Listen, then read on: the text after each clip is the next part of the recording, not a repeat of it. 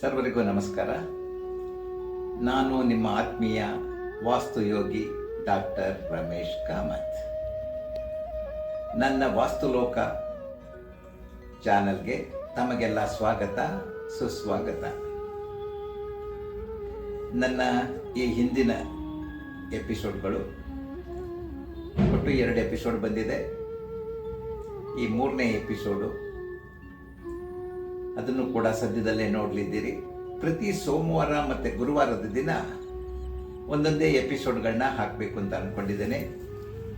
ಈಗಾಗಲೇ 2-3 ಎಪಿಸೋಡ್ಗಳನ್ನ ಮಾಡಿ ಇಟ್ಕೊಂಡಿದ್ದೇನೆ. ಕಾರಣ ಅದಕ್ಕೆ ಬಫರ್ ಎಪಿಸೋಡ್ಸ್ ಅಂತ ಹೇಳ್ತಾರೆ. ಯಾವುದೇ ಕಾರಣಕ್ಕೂ ನಿಲ್ಲಬಾರ್ದು ಅನ್ನೋ ಕಾರಣಕ್ಕಾಗಿ ಒಂದಷ್ಟು ಎಪಿಸೋಡ್ಗಳನ್ನ ಮಾಡಿ ಇಟ್ಕೊಂಡಿರ್ತೀವಿ. ನಿಮ್ಗೆ ಹೇಳಿದೆ, ಪ್ರತಿ ಬಾರಿ ಕೂಡ ನಾನು ವಾಸ್ತು ಪಾಠವನ್ನು ಹೇಳ್ಕೊಡ್ತೇನೆ. ಅದ್ರ ಜೊತೆಗೆ ವಾಸ್ತು ಸಲಹೆಗಳನ್ನೂ ಕೊಡ್ತೀನಿ. ನಂತರ ಕೆಲವು ಬುದ್ಧಿವಾದದ ಮಾತು, ಆಧ್ಯಾತ್ಮಿಕವಾಗಿ ನಾವು ಹೇಗೆ ಬಾಳಿ ಬದುಕಬೇಕು, ಒಂದು ಉತ್ತಮ ಸಮಾಜವನ್ನು ಹೇಗೆ ನಿರ್ಮಾಣ ಮಾಡಬೇಕು ಅನ್ನೋ ವಿಷಯ ಕೂಡ ಜೊತೆಗೆ ಹೇಳ್ತೇನೆ ನಾನು. ಇವತ್ತು ಮಾತನಾಡುವಂಥ ವಿಷಯ, ಸಮಾಜದಲ್ಲಿ ನಾವು ಶಾಂತಿಯುತವಾಗಿ ಬಾಳಬೇಕಾದ್ರೆ ಏನು ಮಾಡಬೇಕು, ಯಾವ ತತ್ವಗಳನ್ನ ಪರಿಪಾಲಿಸಬೇಕು ಅಂತ. ನನ್ನ ಪ್ರಕಾರ ಅವೈಜಾಸ ಅನ್ನೋ ತತ್ವವನ್ನು ನೀವು ಜೀವನದಲ್ಲಿ ಪರಿಪಾಲಿಸಿದ್ದೇ ಆದಲ್ಲಿ ಸುಖ, ಸಂತೋಷ, ನೆಮ್ಮದಿ ಎಲ್ಲವನ್ನೂ ಕೂಡ ನೀವು ಗಳಿಸ್ಕೋಬಹುದು. ಇದು ಯಾವುದೇ ಜಾತಿಗೆ ಸೀಮಿತವಾದ್ದಲ್ಲ. ನಾನು ಹೇಳಿದೆ ಅವೈಜಾಸ.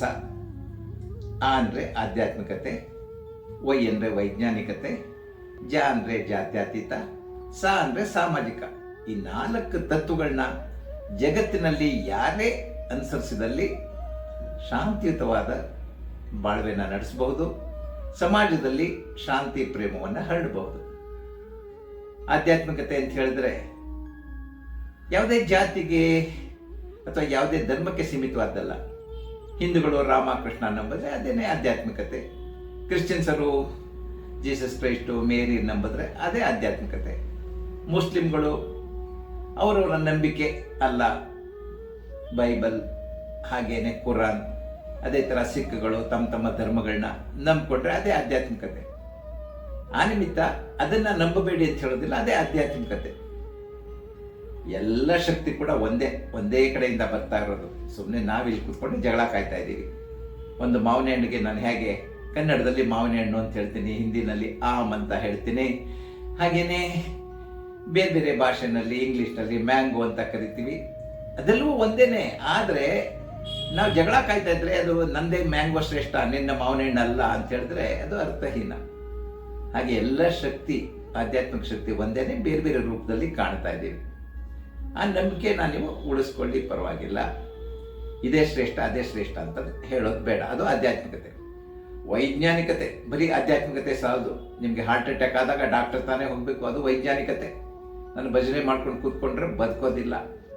ವೈಜ್ಞಾನಿಕ ಮನೋಭಾವನೆಗಳನ್ನು ಕೂಡ ಬೆಳೆಸ್ಕೊಳ್ಬೇಕು.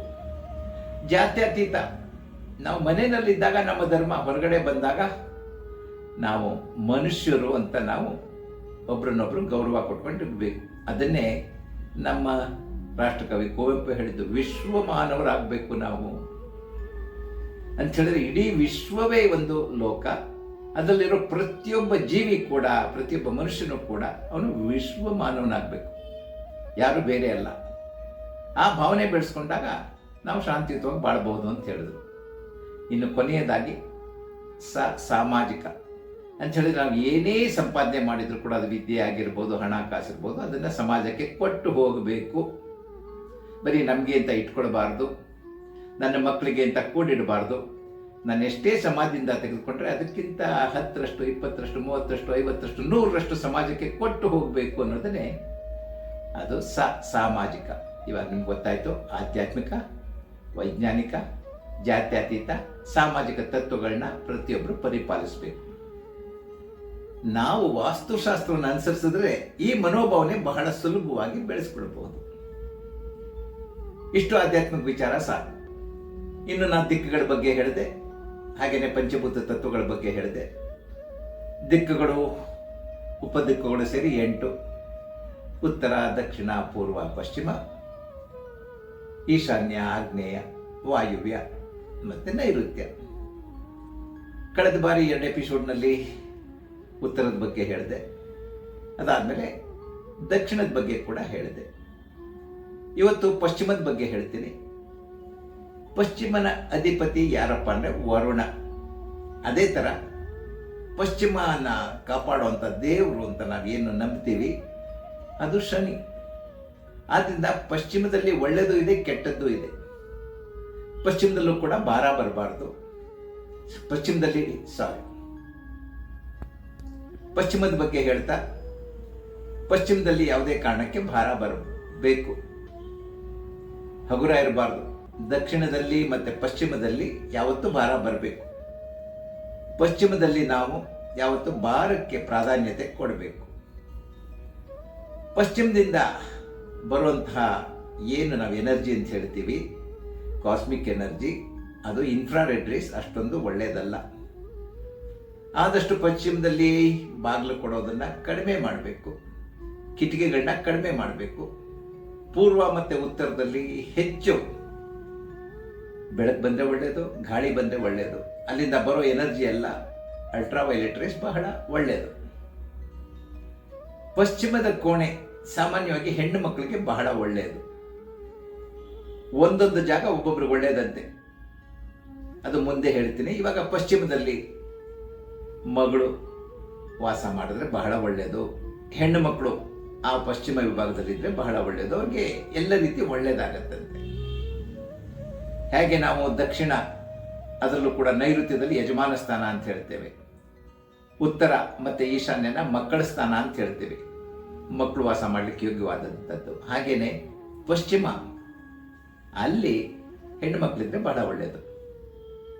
ಮತ್ತೆ ಪಶ್ಚಿಮದಲ್ಲಿ ಭಾರ ಬರಬೇಕು ಅಂತ ಹೇಳಿದ್ರೆ, ಆದ ಕಾರಣ ಮನೆಯಲ್ಲಿ ನಿಮ್ಮ ಕಾಂಪೌಂಡ್ ಸುತ್ತಮುತ್ತದಲ್ಲಿ ಪಶ್ಚಿಮದಲ್ಲಿ ನೀವು ನಿಮ್ಮ ಕಾರು, ವಾಹನಗಳು, ಸಾಗಾಣಿಕೆ ಯಾವುದೇ ಸಂಗತಿಗಳಿದ್ರೆ ಅದನ್ನೆಲ್ಲ ಪಶ್ಚಿಮದಲ್ಲಿ ಇಡೋದು ವಾಸಿ. ಕೆಲವರು ತಮಾಷೆ ಕೇಳ್ತಾರೆ ನನಗೆ, ಏನು ಸರ್ ಹಳೆ ಕಾಲದಲ್ಲಿ ಕಾರ್ ವಿಷಯ ಹೇಳಿತ್ತಾ ಸರ್, ಅದಂಗೆ ನೀವು ಪಶ್ಚಿಮದಲ್ಲಿ ಇಡ್ಬೋದು ಅಂತ ಹೇಳ್ತೀರಾ ಸರ್ ಅಂತೆಲ್ಲ ಕೇಳ್ತಾರೆ. ಆದರೆ ಕಾರ್ ಇವತ್ತಿರ್ಬೋದು, ಆದರೆ ಸಾಗಾಣಿಕೆಗೋಸ್ಕರ ಹಿಂದೆ ಕುದುರೆಗಳನ್ನ ಸಾಕ್ತಾ ಇದ್ರು, ಹಸುಗಳನ್ನ ಸಾಕ್ತಾ ಇದ್ರು, ಬೇರೆ ಸಾಗಾಣಿಕೆ ಮಾಡುವಂತಹ ಒಂಟೆ, ಈ ಥರದ್ದೆಲ್ಲ ಪಶ್ಚಿಮ ಭಾಗದಲ್ಲಿ ಇಡೋರು. ಅದನ್ನ ಈ ಕಾಲಕ್ಕೆ ನಾವು ಅನುಸರಿಸಿ ಆ ಪ್ರಾಣಿಗಳ ಬದಲಿಗೆ ವಾಹನಗಳನ್ನ ಇಡಬಹುದು ಅಂತ ಹೇಳ್ತೀವಿ. ಹಾಗೆ ನಾವು ಇಂಟರ್ಪ್ರಿಟೇಷನ್ ಅಂತ ಹೇಳ್ತೀವಿ. ಈ ಥರ ಪಶ್ಚಿಮದಲ್ಲಿ ಯಾವುದೇ ದೋಷ ಬರದೇ ಇರೋ ಥರ ನೋಡ್ಕೊಳ್ಳಿ. ಪಶ್ಚಿಮದಲ್ಲಿ ಆದಷ್ಟು ಹಳ್ಳಗಳು ಬರದೇ ಇರೋ ಥರ ನೋಡ್ಕೊಳ್ಳಿ. ನೈಋತ್ಯದಲ್ಲಂತೂ ಬರಲೇಬಾರ್ದು ಹಳ್ಳ ಬಾವಿಗಳೆಲ್ಲ.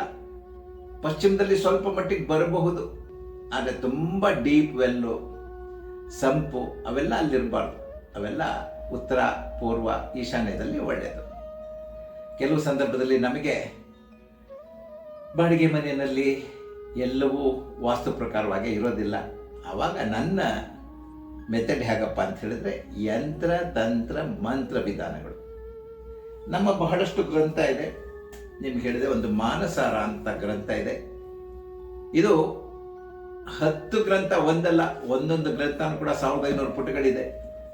ಆ ಥರದ್ದು 10 ಗ್ರಂಥಗಳಲ್ಲಿ ಮಾನಸಾರದಲ್ಲಿ ವಾಸ್ತುಶಾಸ್ತ್ರವನ್ನು ಹೇಳಿದೆ. ಅದಕ್ಕೆ ಸಮಸ್ಯೆಗೆ ಪರಿಹಾರಗಳನ್ನು ಕೂಡ ಹೇಳಿದೆ. ಯಾರಿಗಾರು ಹುಚ್ಚ ಅಂತ ತಿಳ್ಕೊಳ್ಳಿ, ಆ ಕಾಲದಲ್ಲಿ ಕಡಿಮೆ ಅಂದರೂ ಕೂಡ ಒಂದು 600 ವರ್ಷದ ಹಿಂದಿನ ಗ್ರಂಥಗಳಿವೆಲ್ಲ.